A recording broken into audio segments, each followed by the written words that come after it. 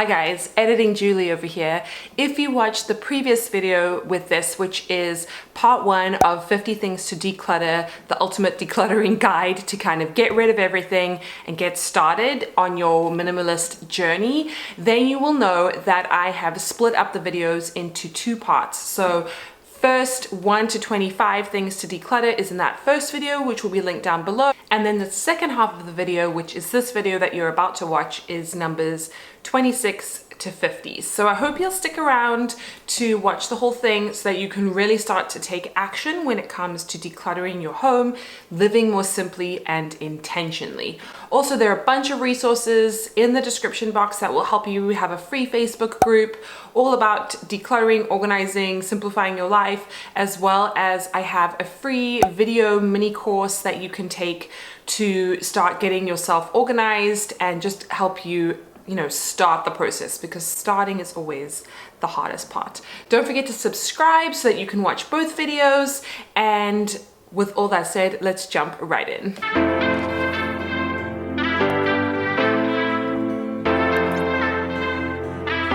So in the living room, you can often find additional furniture that kind of just becomes a clutter magnet. So like a media console or an extra bookshelf or even like a coffee table. You might not really need this anymore. If your lifestyle has changed, let's say you're working towards a more simplistic or minimalist aesthetic and life, you might have downsized a lot of your possessions and no longer need that extra table or that extra cabinet or whatever it is. So as long as you're being super specific about it, I think it's great to let that stuff go. You can sell it online super easily or donate it, and someone else will be super grateful to have it.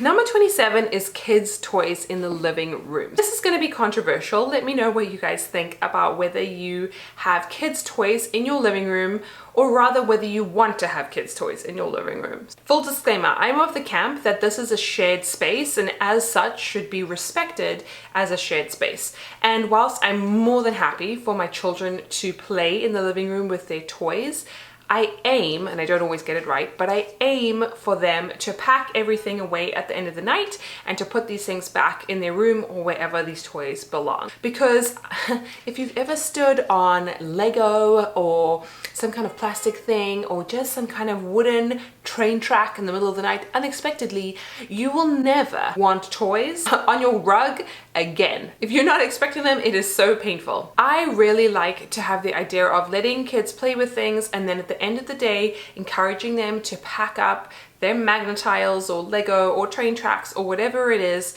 to start fresh in the morning. The other thing is it's super hard to clean a space if they're just toys everywhere. So we really like to go to bed with kind of a fresh canvas for the next day.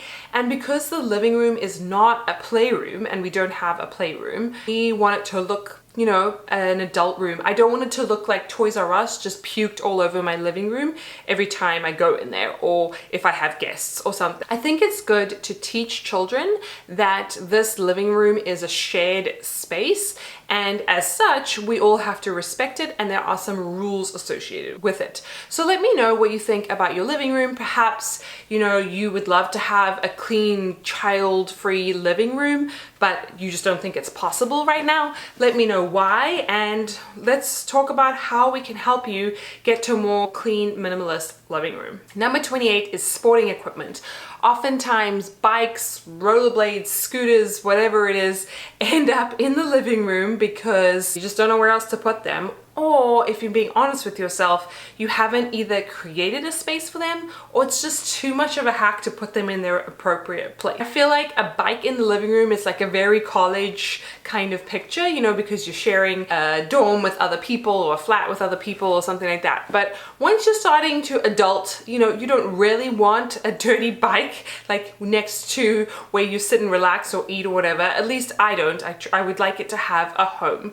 So consider how much are you using this sporting equipment? Is it worth having it on display per se? And if you haven't rollerbladed in 5 years and your rollerblades are still sitting like behind the couch or in the living room somewhere, perhaps it's time to say bye-bye. The clutter magnets in the living room, excess plants, fake flowers, extra vases, trinkets, photo frames, you name it. There can be so many things and every surface can be covered. Depending on your space, depending on your circumstances, this might be okay, But if you're the one responsible for cleaning everything, dusting everything, looking after everything, I know like once I had children, I didn't want anything on any surfaces because I have to protect these objects from my children, and it's just never gonna end well. So I really downsized on anything that I had on display. And obviously if you don't have kids, if this is not like an issue for you or things are really high up, totally fine. And I love the aesthetic of having like a very curated bookshelf and everything. But as long as that's super intentional and simple and you can maintain it and keep it clean, that's awesome. But things that are just there because you don't know where else to put them, or it's just habit, or someone like Aunt Magda gave them to you and you feel bad letting go of some like fake roses or something, you know, I'm giving you permission. Let it go, be free of the fake roses and go on your merry way. As far as like living plants, whilst I love those, and those are definitely things that I would like to have more of in my home, you need to be honest with yourself. And if you are kind of killing plants, or you're finding them really hard to maintain and water, they're too complicated to look after, or you don't have the right space and they need full sunlight and you don't have full sunlight, perhaps it's also time to either rehome those plants, or if it's too late, RIP, and you know, don't buy them again. 30 is anything that ultimately doesn't belong in a living room. If your living room is not where you work or have your office, or it's not really where you eat, those kind of things should not be in the living room. The living room should be for sitting on the couch, talking, relaxing, maybe playing board games, kind of just, you know, having a good time, and it shouldn't be crowded by things that don't belong there. In the same way that I'm encouraging children to pack up their toys and put them away out of the living room at the end of the day, I would say the same if you are working from home right now and your living room is kind of your temporary office. Pack up your laptop, pack up your charger, put it away at the end of the day so that you can start fresh in the morning, and so that living room can transition into the space that it is intended for. Moving on to the kitchen. Number 31 is excess or duplicate appliances and supplies. So I'm looking at you, 2 blenders. Probably don't need those. And then also, like, how many wooden spoons does one person need? How many mugs do you need for a family of 2 or 4? Like, realistically, how many? And also that fancy popcorn maker, you can make popcorn just as easily in a pot. Number 32 are recipe books. So just like your clothing style changes, often your eating style changes, and a diet or type of eating that you were interested in 10 years ago may not be your style anymore. So consider letting go of those recipe books if they no longer suit your needs. Number 33 are containers or storage bins that you no longer use. Perhaps they are cracked, broken, missing lids or friends or whatever it is, or maybe you've upgraded to glass containers and no longer are using plastic ones. Consider letting those go. Number 34 is chipped or cracked plates, anything like that that's broken. Perhaps also you received, you know, a dining set for your wedding 10 years ago. It's no longer your style, or something has broken. You know, you can't expect those kinds of things to last a lifetime, especially with children or moving or just life in general. Adults break things all the time. Consider letting mismatched sets go and maybe treating yourself to something that is more aligned with your aesthetic, your style, and you know, how many people that you have in your household. A good kind of litmus test is if you are embarrassed for guests to use these items, perhaps they don't belong in your home anymore. Number 35 are excess containers or storage items. Often you can find a new purpose for these, but if you're just waiting around for like lightning to strike and for you to have an idea, honestly, you're just waiting around and hoarding and, you know, keeping things that are not serving you. So even storage items can create clutter and you don't always need everything. Remember, everything needs a place and a purpose. And if it doesn't have those things, why are you holding on? Spices or ingredients that you never ever use, perhaps they're stuffed at the back of the pantry and you didn't even know they existed, or you bought them for a specific baking project and you used them once and now they've kind of gone bad. So just like the skincare and makeup that has an expiration date, so do food items, obviously. So make sure that you're continuously checking that and bring the things that are getting close to expiration to the forefront so that you can start to use them. Make a plan. I'm gonna bake these cupcakes within this week and use up this food coloring or whatever it is so that things don't go to waste, and make a mental note not to buy that same thing again. I made a whole video about decluttering and cleaning my fridge, which I will have linked somewhere around here. But what about the outside of your fridge? So typically, because a fridge is magnetized, although I don't think mine is, people put up, you know, pictures and flyers and posters and reminders and invitations and all sorts of things, and it just becomes one big clutter bug. So consider what you really need on your fridge. How old is that invitation from a holiday party 5 years ago? Do you still need it? If you're having a hard time letting go of sentimental items or cards or anything like that, take a picture, put it in your phone, create a little folder that says cards in it or something like that, and be okay to recycle that item. The other thing is that a fridge needs to be cleaned on the outside as well. So be really selective about what goes on it. Perhaps you choose one piece of children's artwork for the month or the week, and then your little notice board where everyone can see what you need for the groceries, and the rest you kind of just leave it clean. Give yourself that visual freedom, and then you can clean your fridge. Not a bad idea. Seasonal clutter in your kitchen. So if you're still displaying holiday cards and it's now July, consider saying sayonara. Number 39 are fancy gadgets that are too complicated to really use. So I'm thinking about the juices of the world, or like strange gadgets that you would get at specialty kitchen stores that perhaps you would use once a year, or you couldn't even be bothered after all because it's such a pain to clean them or take them out, or something super heavy like a roasting pan that again you barely ever use because it's such a hack. Really consider if you still need those in your space, and if you're in the right life stage and frame of mind to be kind of bothered by kitchen appliances. They really should be making your life easier, and if they're not, consider saying goodbye. Number 40 is kind of specialty baking items, baking trays, old cookie cutters, things that you haven't found yourself using for many, many years. Either make a plan to use those things up and set a date to do it, or say goodbye. For me, I have these like specialty pie weights that I've probably used once in the one time that I've made a pie, and I can't let them go for the life of me because they're not that big, they're easy enough to store. They were probably expensive for what they are. I can't even remember. But heavens, I've only used them probably once. I can't even remember the last time, certainly not since I've had children, so it's been at least 5.5 years. All right, guys, we're on the home stretch. We're getting into kids' rooms and then extras. So the obvious one are kids' clothes. And this is tricky because often people keep kids' clothes because they might be planning to have more children, or you know, they might have a friend that's maybe gonna have a baby. You don't really know. This is what I've come to kind of realize with kids' clothes, is that we usually buy way more of a certain type of item than we need because we buy for the future, not really knowing how it's gonna go, especially if it's your first child. So feel free to let go of most of your kids' clothes if they have grown out of them. If it's not certain that you're gonna have any more children, you know, perhaps you give those clothes to people that you know are like about to have a baby, and keep the things, if you do want to keep them, that you really, really love, that perhaps, you know, are sentimental or difficult to replace. But keep it very small. Limit yourself to one little bag or one little storage container, and know that if you were to have another child or you needed those clothes for some reason, someone else is probably going to be in the same situation as you and would be happy to give their clothes away, knowing that they would be used in a good way.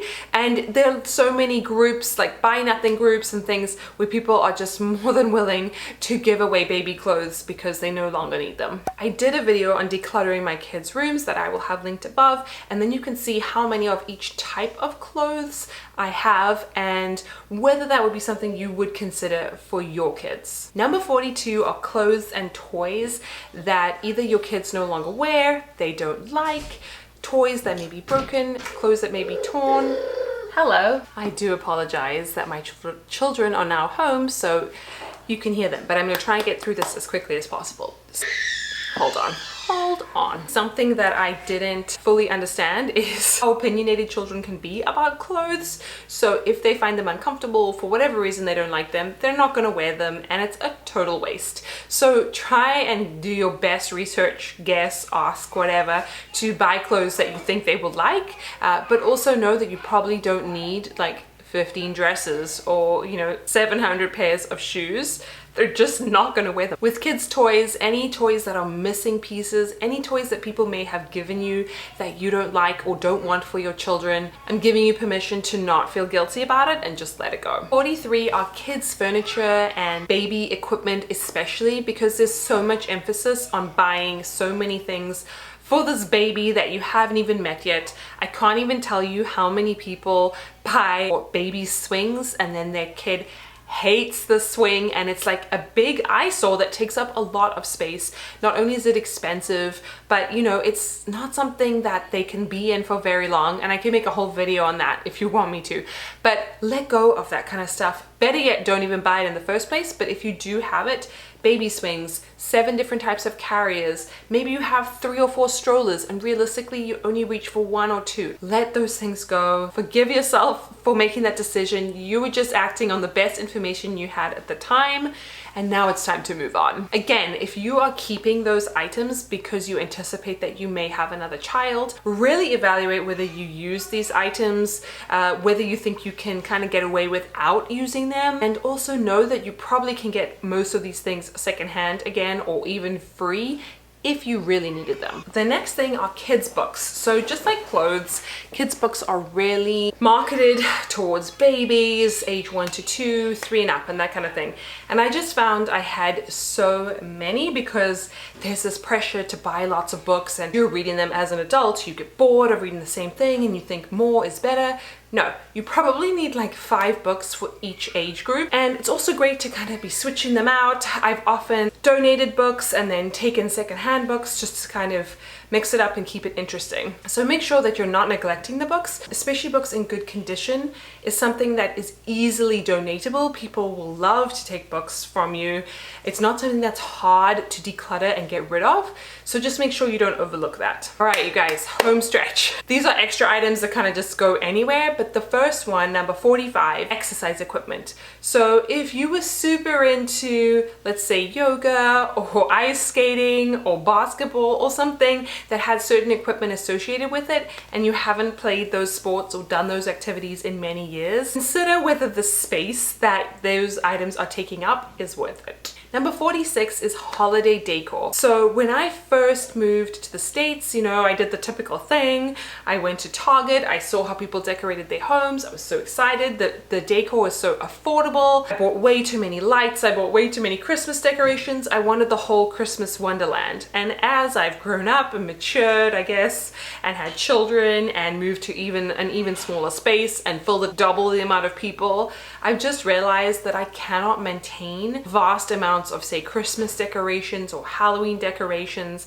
And so I've really tried to pare it down to like 1 or 2 boxes of things, and I probably could even make it even smaller than that. Give away a lot of lights and a lot of decorations.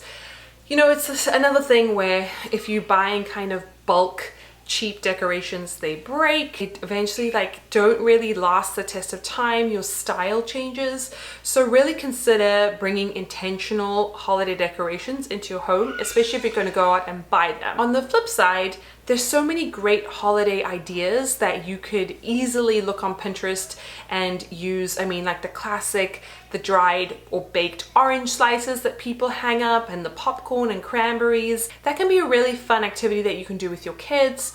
Cookies that you can hang on the Christmas tree, although don't do that if you have dog, because Stephanie had a bad experience with that when I was a child and we made Christmas cookies and the dogs, I don't know why we didn't think of this. I don't know, the Christmas Eve, the dogs went and pulled the whole Christmas tree over trying to get the cookies. So, just for temporary decoration. But there's so many great ideas that you can create kind of each year as a tradition to decorate your home that are kind of disposable, compostable. You can really bring into your home and not have to store every year, especially considering you know, for each holiday, you just do it once. So depending on your space and how much you can dedicate to holiday decor, you might want to consider paring that down. 47 are hobbies or supplies that you don't do anymore. So hobbies can take up so much space, whether that's like building, you know, mechanical airplanes, or, you know, painting with acrylic paints, or whatever it is. Obviously, if you have the space, if it brings you joy, if it's something you do regularly, by all means, the most important thing to do is to create. But if it's something that you kind of just bought on a whim because it looked cool, or, you know, you've done it once and never again, consider perhaps gifting those things to somebody else and using the space for something more purposeful and aligned with your life. Along that line, number 48 is old paint or art supplies. Whether it's those dry beans that you bought to make a sensory bin for your child, not looking at me, and then realize that your 2-year-old's probably going to eat those beans by the handful and you'd rather not deal with it. Sometimes it's just time to chalk it up to a learning experience and say ta-ta. 49 are costumes, party supplies, Halloween supplies and decor costumes that you literally wore once and will never wear again. So depending on your family, you know, you might have other children that could wear the same Halloween costume, but if it's something that was kind of unique and just for that year and you no longer need it, perhaps it's time to let it go. Additionally, clothes that are designed just for one occasion, like my first birthday or my first Christmas or something like that, which 100% plays at your heartstrings, and I can see why people buy them, and I have bought things like that or received things like that. Really evaluate whether you're ever going to use that again, especially if you have another child. They're going to be a different age when it's their my first Christmas, and then they might not fit into the outfit or whatever it is. You could always buy a sticker or create some kind of thing to put on their little outfit if that's something that's important to you, or create a little paper hat that you put on. But if space is an issue and clutter is an issue for you, you might want to consider paring that down. Number 50, can you believe it? We got to the end, and I have a little friend over here, so sorry if I'm like, and that is pet supplies. So just like the humans in your house, you may have a dog that you bought a whole bunch of jackets for, or costumes, or bowls, or leashes, or beds, or whatever it is. Consider going through your pet supplies, or perhaps, you know, little Fido has like moved on, you know what I mean, and you still have their gear lying around. It's probably time to let it go. That is my monstrosity of 50 things, which actually probably ended up being a whole lot of bonus items. So I hope you enjoyed this video. Make sure to give it a thumbs up and subscribe if you liked it, and I can probably think of another 50 to do and talk about. Don't forget to check out all the links down below. I have a free Facebook group. I have a mini course that you can opt in, super easy. Just click and you'll get regular videos sent to you as kind of like a bonus to help you start to organize and streamline your life. And with all that said, I will see you guys in my next video. Bye. Theo, you want to say bye? Bye.